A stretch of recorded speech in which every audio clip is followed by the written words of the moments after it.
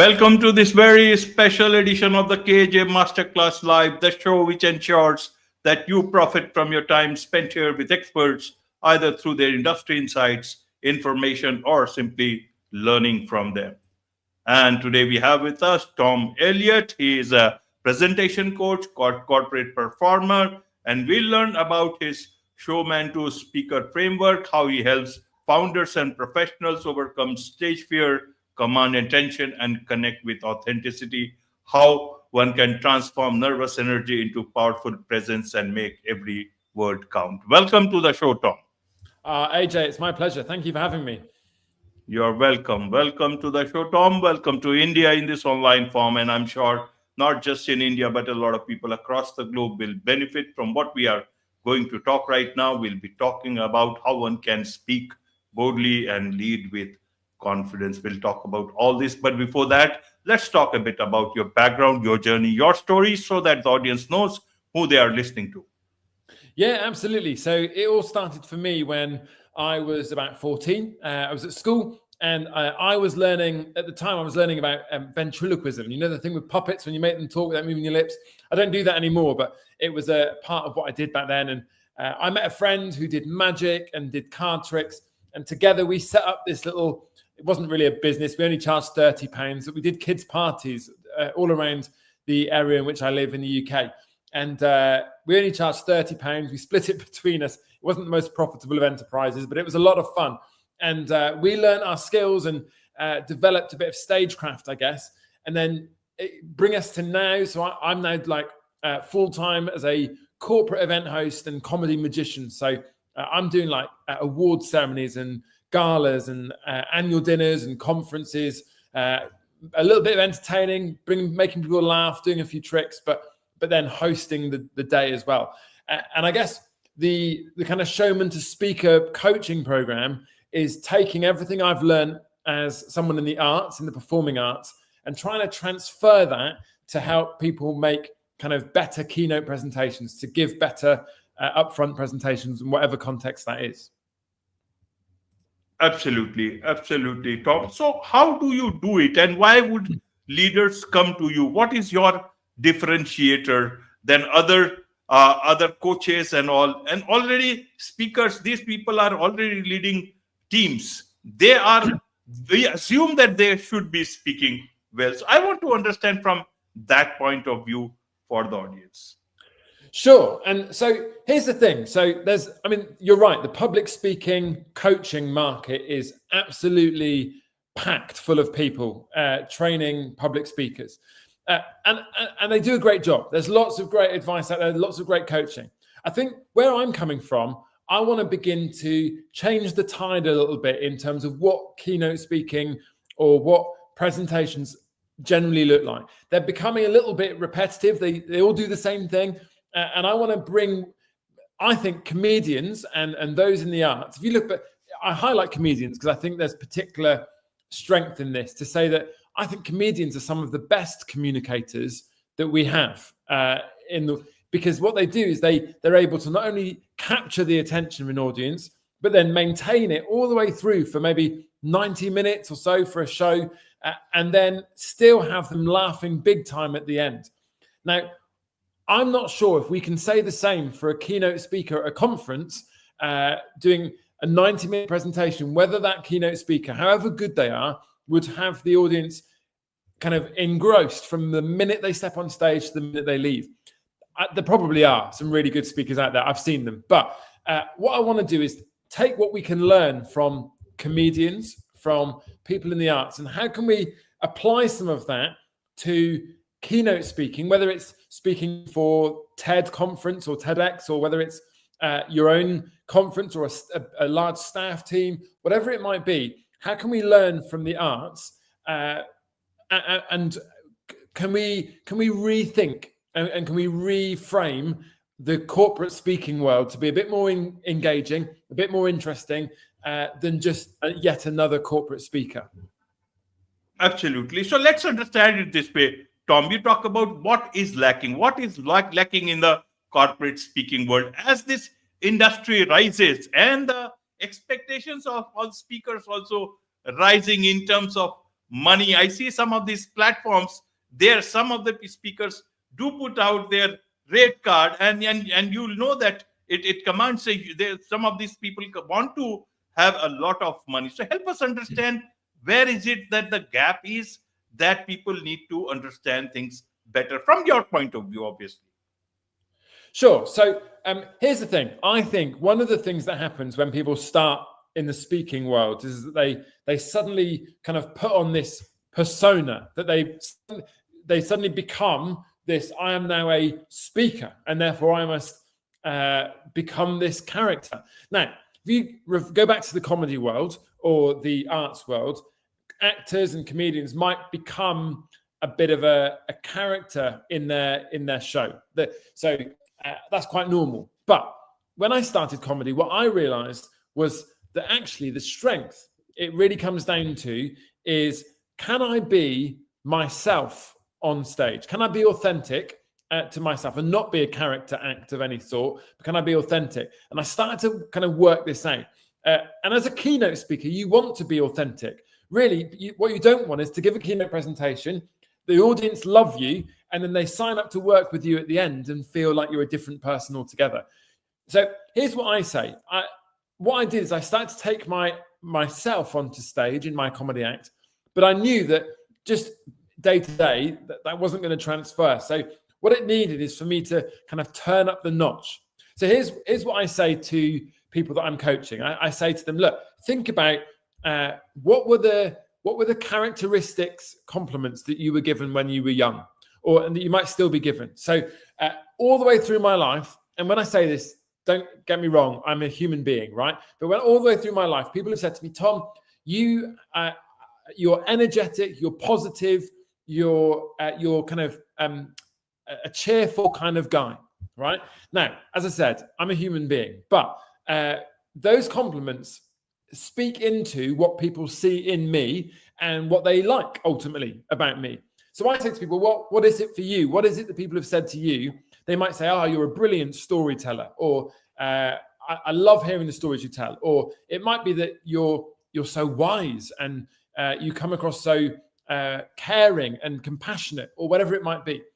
Then what you want to do is you want to take those characteristics that people have seen in you and complimented you for, and before you do a keynote presentation, before you even prepare, before you go on stage, you want to think, okay, how can I take that and how can I turn that up a notch? If you're a compassionate person, make sure that comes across in the way that you deliver and in the stories that you tell. Because what's happening there is that you're bringing your genuine, authentic self to the stage. You're not bringing in some kind of act or persona to the stage, but you're bringing your genuine, authentic act. And what that means is, for the audience, they're watching you and they're thinking, I really like this person. It helps them to decide, I can connect with this person. I could work with this person. I could be part of what this person's doing. And so I think the key thing is, rather than become, I'm now giving a corporate presentation to my company, therefore I must become this CEO boss type figure. Instead, think about, what is it that people like about you, and how can you convey that to an audience of 100, 200, whatever it might be. Absolutely, Tom. So you work with a lot of founders. You work with also speakers, perhaps, who are full-time speakers, not running a business, but full-time speakers. Yeah, I've worked with the whole mix. Yeah. Right. So what is the difference between these two in terms of the way they should present themselves? Speakers are speakers. They are professional speakers, motivational speaker, or any sort of speaker. But a business leader has to also speak on the stage several occasions, internally, externally. What is it that they can learn from you? What is it that you find lacking, especially for people who are leading their businesses, small businesses, mid-sized businesses, even bigger businesses? And because of the ways we are remotely working, so much of gadgets, we do not have so much of chances to meet people one-to-one. Most of the time it is online, and suddenly one fine day you find yourself midst of 500 to 1,000 to even more people on a real stage. How Sure. help us understand from both these points of view, also from speakers' point of view. Want to be speakers, have spoken a few places, but when people pay, they want to gain more and more insights from you as a speaker. It's not about free speaking. Here it is about professional speaking. Sure. I mean, regardless of your context, your aims and objective are the same thing. If you're a motivational speaker and you're speaking on a big stage, you'll probably do one of three things, or a mixture of all. You want to teach, you want to inspire, and you want to call them to action in some way. In the same way, though, if you're a business leader, if you run a small team or a large team, you want to either teach them something, you want to teach them a new way of working or whatever it is that you're doing. You want to inspire them to sell a new vision for them of where the company's going or what your organization is doing and the impact it's having. And you want to call them to action. You want to make sure that whatever you've conveyed is heard, understood, and then not only put into action, but really done with kind of enthusiasm and effort and motivation as they do so. And so I think, regardless of the context, the way in which we present has an impact on all of those things. And a lot of business leaders or a lot of people that aren't familiar with speaking forget the key things that really matter here. What they do is typically they'll write down what they want to say, and they might read it to the company. If they're particularly nervous about speaking to a large group of people, I've seen it before. They read the script word for word, or they stick to their PowerPoint, which has like 3 million words on as they go through, and they're reading through this PowerPoint. And everyone that's listening has switched off by this point. Whenever I look at a PowerPoint and I see more than kind of 6 words on it, I start to switch off, because if they start reading, I'm gone. Like, as an audience member, I'm gone. So what I say to people is, don't write a script. I actually go against writing a script. When you're planning, it might be helpful to get your initial thoughts down, because writing it out as word for word gives you a bit of clarity on what you want to say. So I'm okay with that.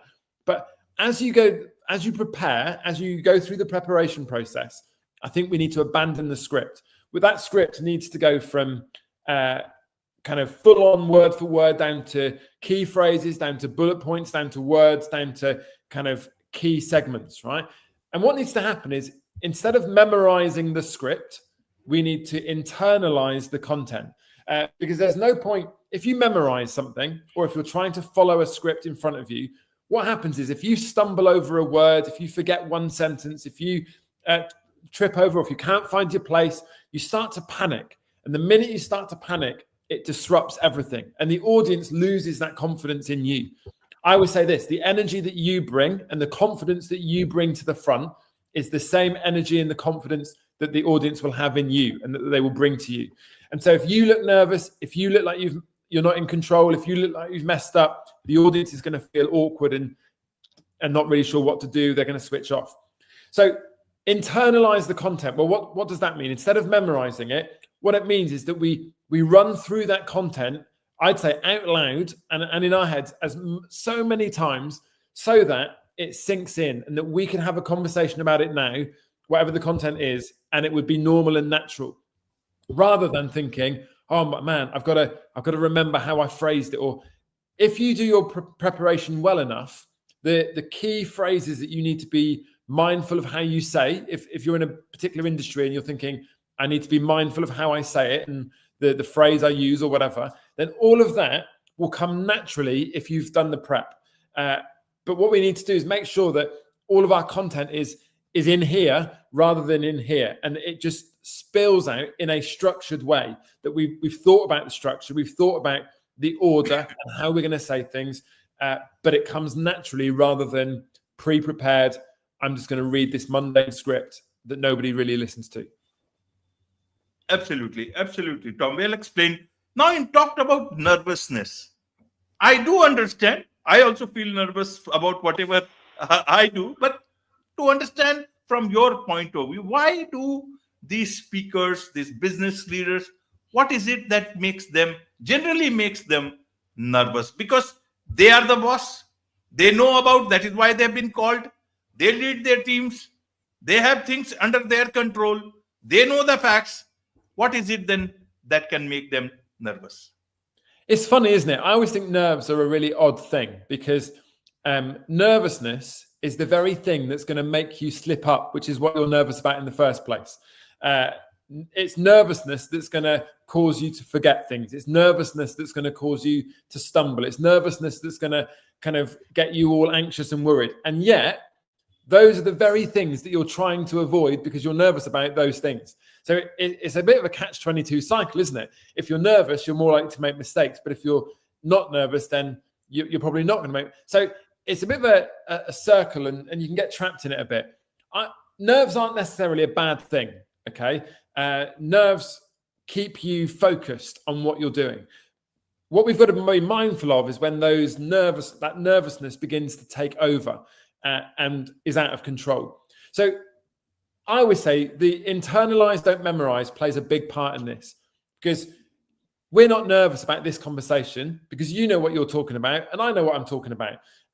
We've internalized this content over many years. You don't get nervous when you go and speak to a family member about something because whatever it is you're talking about, you've internalized it. You know that content. If you haven't prepared well, if it's not internalized, then everything in your head is going, oh, what about this? What about that? Oh, have I thought through this? Have I thought through that? And so those nerves begin to take over. And so nervousness ultimately comes down to preparation. Now, some people do get nervous of big crowds, but here's the truth. Speaking to a crowd of 100 or 1,000 isn't really any different to speaking to one. If you mess up in front of one person, you know the consequence. That person might, I don't know, think you're not prepared, or they might think something negative. And if you do it in front of 1,000 people, then so be it. But the truth is that it's the same thing. It's just one repeated thousands of times, right? And so in the same way, if we treat an audience of whatever size as human beings that we're just trying to connect with, that we're just trying to, of course, we have to adapt our communication style, but ultimately the goal is the same. We just want to connect with them in the same way that we want to connect with your spouse when you're having conversation over dinner. You want to connect, you want to kind of hear them even if they're not speaking back to you. You want to have that sense of they're listening, they're engaged, and you want to make sure that you're communicating clearly. So in terms of nervousness, do your preparation, and then the game-changing tip really on this is the minute you enter stage, you have to fake that confidence until you get there. And when you get to the point that you're presenting from, you lock your feet into the ground, because nervousness will often mean you wander around on your feet, or you play with something, do something weird with your feet, like your foot. People do all sorts of weird habits when they get nervous. So you enter with confidence, as if you know what you're talking about, shoulders back, body posture, and you lock your feet into the ground and you deliver with confidence. Even if that's not what you're feeling, you have to present it, because that's going to give the audience confidence in you, which will then sustain you throughout the rest of the presentation. Absolutely. Nowadays, a lot of people, feel that people's attention span, that is going down. 8 seconds, 10 seconds, whatever we want to take it. That is for the online. But even in real life also, that is going.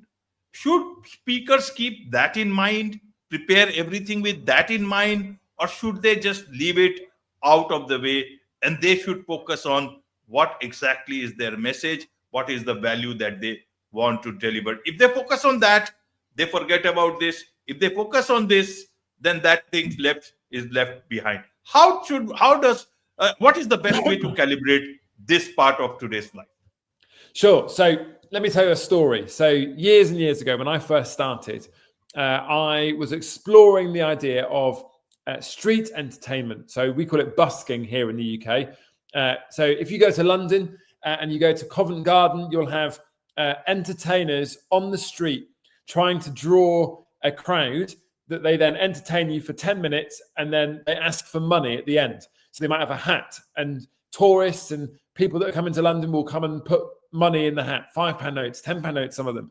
And it's quite common. It's quite a great thing when you go to London. And I'm sure you have it, or an equivalent over in India and maybe parts of the world. And I went on a weekend course to learn how to do this very thing.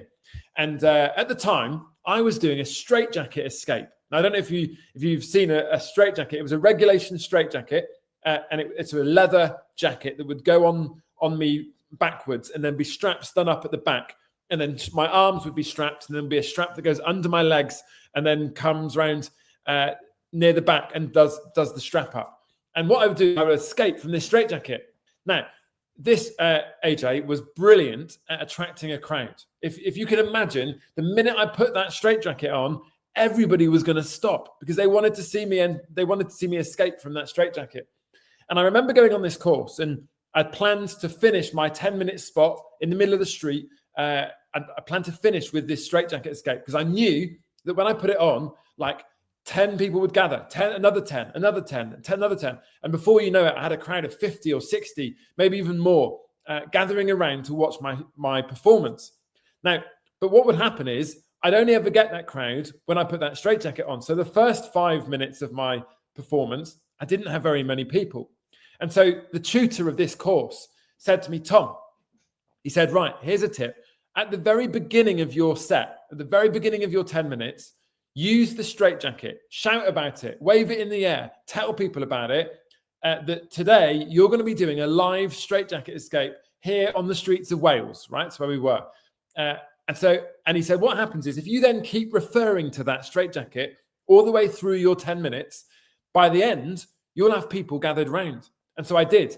I started, as I was trying to draw my audience, I started to wave this straitjacket in the air and tell people that in a little while, I'm going to be escaping from this. And people would gather, and then a few more would gather. And then in the middle of the show, halfway between tricks, I'd say, live straitjacket escape coming up here on the streets of Wales. More people would gather because they're hearing the word straitjacket. They're seeing me wave this thing. Now, by the end, I'm then put in this straitjacket. Someone puts me in it. They do all the straps up. And Mario, the guy that leading the course, said, right, Tom, when you're in that straitjacket, you've got a big crowd.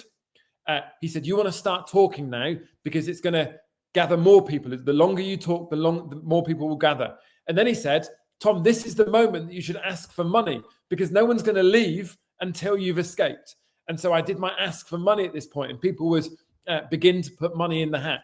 And then I would escape. And by the time I'd escaped, the audience that came at the beginning had stayed all the way through that 10 minutes. They could walk off at any point if they wanted, but they chose to stay.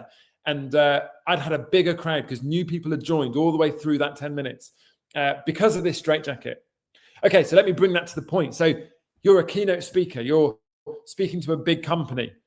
You've got a long presentation, even a 10-minute presentation. You've got a presentation to give. How are you going to capture their attention so that it's not just another meeting, but something that they have to engage in, that they are compelled to listen in on? How are you going to capture that attention? How are you then going to keep that attention? And then how are you going to round it off? And here's a little tip. Maybe you want to include a prop of some sort. Maybe you want to include a story hook at the beginning that you don't complete or resolve until the end. But you need to be thinking, what can I do at the beginning that is going to hold their attention all the way through until the end? What's my big escape at the end, and what's my big attract moment at the beginning? Absolutely. Tom, well explained again. Now, if you are also a comedy magician, and you perform that, people expect that from you. But what about speakers? What about business leaders when they speak? What role should comedy play here, being funny, or humor play here? How should they use it or not use it at all? Because in their general day-to-day life, especially for a business leader, it is not part of who they are. Help us understand from that point of view. Sure. So this goes right back to what we said at the beginning. And I'd say this is as much of a leadership lesson as it is about communication. Think about the qualities of the characteristics that have been highlighted to you. Think about the characteristics that people like you for. All of those characteristics should be showcased in your leadership and in your communication. If you're a compassionate person, be a really compassionate leader. If you are a storyteller, tell stories in your leadership in order to communicate where the company's going or the values that you have as a company. Tell stories that illustrate them.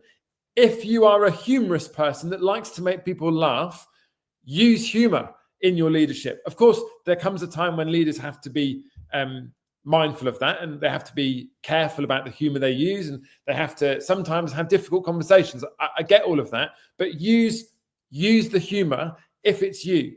But here's the thing, particularly with humor, not so much with the others, but particularly with humor, if it's not you, don't bother. Because if it's not you, A, it feels inauthentic, B, it's probably not going to work very well, and C, people won't recognize that in you. They won't kind of follow it, or you won't know how to do it. If you've got a sense of humor or a strong sense of humor, use it. If you're a storyteller, use it. If you're compassionate, use it. If you're wise, then present in a way that is wise, and people will be drawn to that. But you do have to be careful with using humor. So only use it if that's what people see in you already. Absolutely. So as a speaker, should I attempt to become a good speaker focusing on the message, or should I try to be a memorable one? How does that work for the audience? I'm going to have to say it's a both end, because you have to have good content in order for people to engage and want to listen. But at the same time, you have to present that in a creative way that's going to make sure they remember it. There's no point in you giving a 45-minute presentation or a keynote or whatever if no one remembers it 3 days later. In fact, it's a really good test of a communicator. If you can say to people 3 days later, 5 days later, 2 weeks later, can you remember what the point of my conversation, my presentation was? I always say within a presentation, I think you should only ever really communicate one message. Now, you might come to that message with 3 different angles, but ultimately all of those angles should end up with one message. It should lead you to the same place. And so when you say to someone 3 weeks later, what was my talk about? They can tell you in one statement what it was all about. If they have to go, oh, well, you mentioned this, and then you told a story about that, and I can't remember the point of that, but yeah, you've said too much. You need to say one thing that sticks in their mind, and you might have given 3 different kind of paths or 3 different routes to that point, but ultimately they've all driven home the same point. You might come back to me and say, but Tom, they probably get bored of you repeating the same thing. Not if you do it creatively. If you tell stories, if you include props, or if you think creatively, if you use yourself and the gifts and the skills that you have, then you can come at that differently, in different ways, different routes, but ultimately they walk away with one thing, maybe one sentence, one phrase, one word to go away with. Absolutely. So you have this showman to speaker framework. Tell us a bit about that so that people can learn from that. Sure. So it's a little bit. It's a framework. So it's kind of 4-part framework, if you like. So the first bit is all about your character on stage. So like we talked at the beginning, how do you be authentically you? We then take that and we apply that to, okay, let's figure the script. And as I said, I've already shared about my views on scripting, but we begin with the script and then we move away from it. But that script has to be informed by the character, by the persona that we are trying to give across, or by the authentic us that we're trying to communicate. And then we look at the script, we think about how we can be creative, we think how we make it memorable. And then we look at how to rehearse that, because how do we internalize it, not memorize it? How does that, because rehearsing's hard. If you're a speaker, trying to rehearse your presentation to a brick wall is hard work. So how do we do that well? How do we improve it continually? How do we internalize it? And then finally, we look at it as we review kind of performances. So we'll watch a video of you presenting. We'll watch a video of you giving that keynote, and we'll just critique it. And we'll think, okay, next time we can tweak this, we can tweak that. Intensive, like online, we can work through some of those things online and in kind of an intensive day session. But it then might be that you want ongoing support, so we can watch some more keynote talks from ongoing opportunities. And so there's an ongoing part of the program if you want it as well. So if you want to sign up to that, go to hellotom.co.uk/showman. Absolutely. Absolutely. There's so much to learn from you. And I'm sure a lot of people would like to connect with you, learn more from you, about you. Also, be your client if possible. So, is that the only place that one can connect, or anything else you would want to tell them to connect on? So that on that page, on that website, there's a little download that you can have. But equally, you can follow me on social media. If you go to facebook.com/hello Tom or twitter.co.uk. No, what is it? Sorry, X now, isn't it? x.com/hello Tom UK. Facebook is hello Tom UK. And LinkedIn is also hello Tom UK. So if you go to any of those, you can find me there. Send me a message if you're interested. I'd love to connect with you. Wonderful. With this, it's a wrap on this very special edition of the KAJ Masterclass Live. Thank you so much indeed for joining us.